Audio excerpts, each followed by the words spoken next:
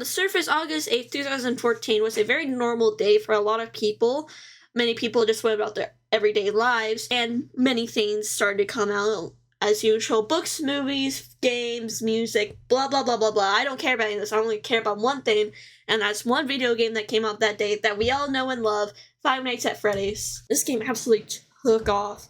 It gathered millions and millions of views. It's played by the most popular creators like Jacksepticeye, PewDiePie, Markiplier, Dan, probably basically every single YouTuber that existed played this game. And this has resulted in everyone knowing this game, everyone loving this game, and it launched Scott Cawthon's career single-handedly. Five Nights at Freddy's is probably one of the most influential games in my generation, probably older generations, probably younger generations as well. It's basically known by everyone. Every single person I know knows Five Nights at Freddy's. It's almost beloved by every single person I've met.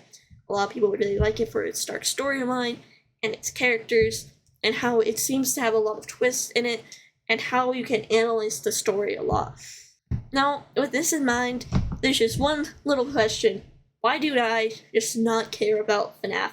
Why don't I like this at all? Now, I'm just going to put a small disclaimer right here. I'm not a huge hater of it. Like, I will not start crying and screaming just because I see something about it. I do not care that much. Despite the fact I have made, like, multiple videos, I'll say, like, 2 or 3 about me being skeptical about the movie. So, there's that.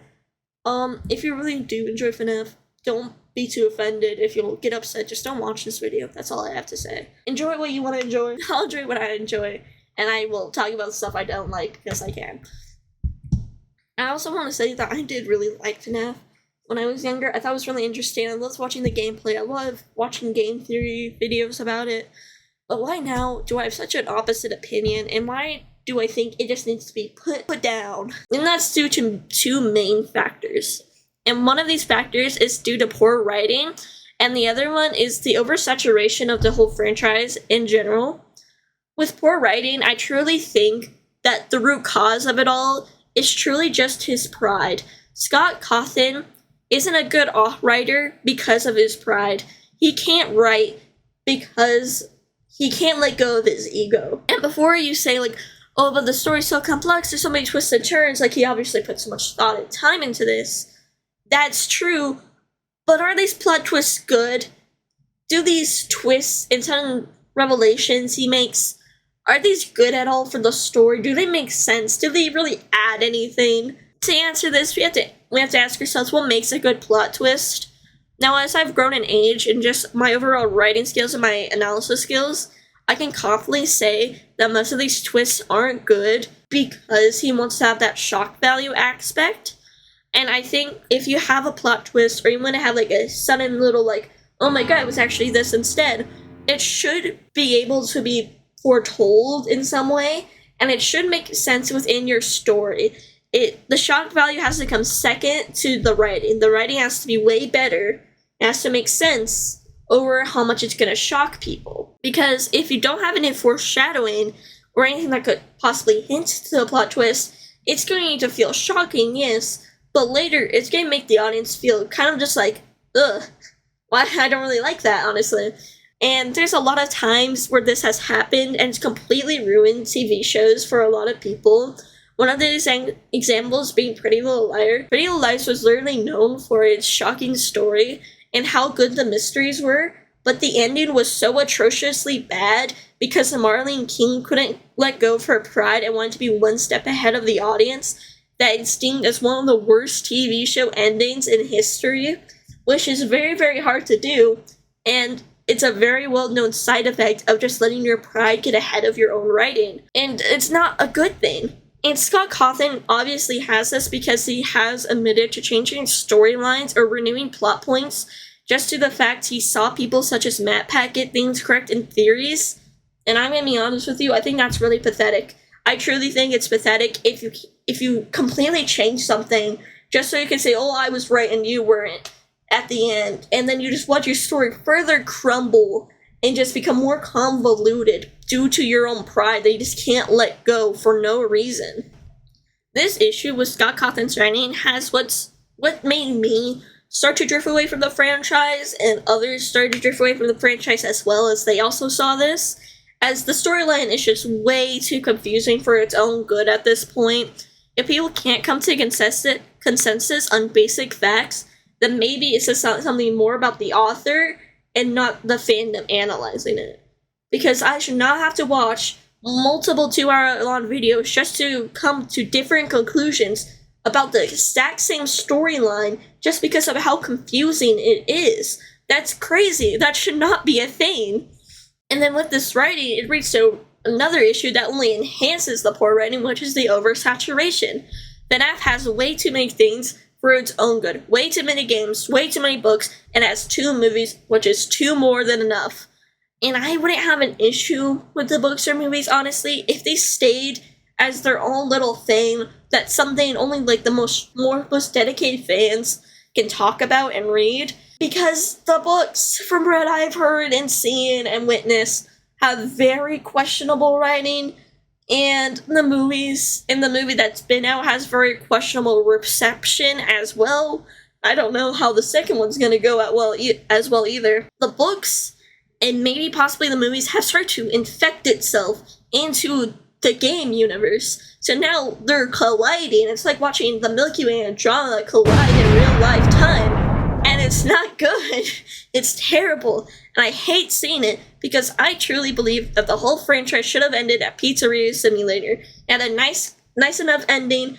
It wrapped up a lot of things nicely, and you didn't have to really worry about the convolutedness of it all because you could think to yourself, at least we had this nice ending and we could try to figure out everything else later. But no, they just slap you in the face and say, here's another thing, and here's another thing. It's like, why does this have to exist?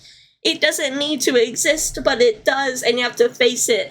And it's just there, haunting everything. And despite the existing dead ends and plots, and things going completely irrelevant, like the box situation, or honestly most things from the first game, because it just got renewed. Not like the game itself, but just plot points for the first game getting renewed.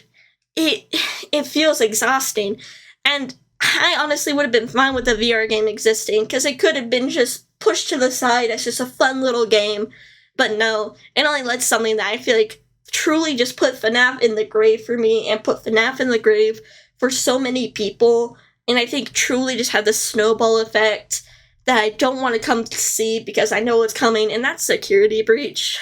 Security Breach kind of ruined any hope I had for the franchise, honestly. It ruined any hope that the writing would get better, or that things would stay more even and, like, well-written. The writing of Security Breach has been discussed a lot, because a lot of people didn't really like many of the endings, or the fact it was super duper laggy to play. And my biggest issue with the game is who they brought back.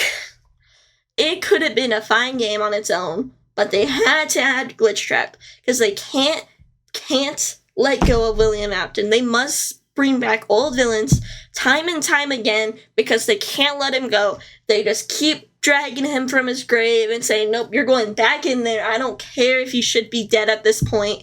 And it's terrible. It's terrible. It just ruined everything. Why couldn't Vanny be a copycat killer, or just someone that's so obsessed with William Afton and what the events that played out that they wanted to recreate it themselves? Or someone just so mentally gone that they decide to, you know what, I'm going to recreate this just because I can. It could have been so much more interesting in a way. It could have been less confusing. But no, they have to bring back a character just to ruin him more. William Afton is a fine character, and he just gets ruined more and more because they can't let him go. They can't keep their grubby little hands off his character when he should be dead. And my biggest issue is that if they didn't even bring him back for this, if they just left him dead, he would have been so much more interesting as the ever-looming presence in the story. It would have been cool to see homages to him, or even see little things that hinted to him in Vanny's lines or interactions, and just have this everlasting presence of him just being there. It could really show how serial killers and the heinous crimes can still affect people in the community after it happens. Or how maybe he didn't even get caught, and people just don't know, and the character has to realize that, and realize what's going on. It could have been so much more horrific. It could have been so much better that way. But why do they keep bringing him back time and time again? And it's one simple answer. We all know this. It's for the money. And that's the only reason new things keep coming out left and right. It's for the money. New books, new movies, new TV.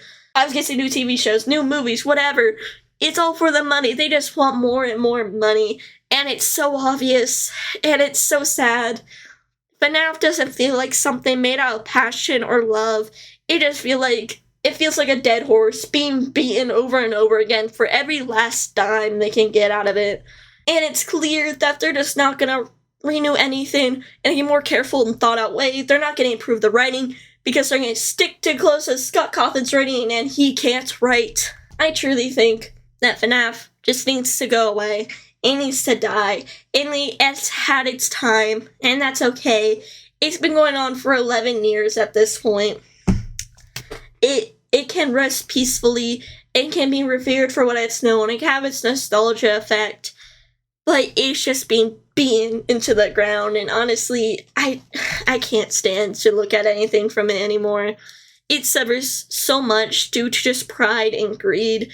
It's resulted in so many storylines just not making sense anymore. It's resulted in me just completely drifting away from the story because I just can't care enough to try and figure out what something means. I shouldn't have to be figuring out how many kids there even are in the Afton family, if there was even a wife, or how she died. Like, it doesn't make sense anymore. FNAF it's truly ended due to the lack of care for it. Its own greed and pride just kind of ended itself here. And that's all I have to say about it. This is more of a rant video than anything, because it's just been on my mind a lot. But yeah, I hope you guys enjoyed this video. Any opinions are fine, I don't really mind. Have a great day.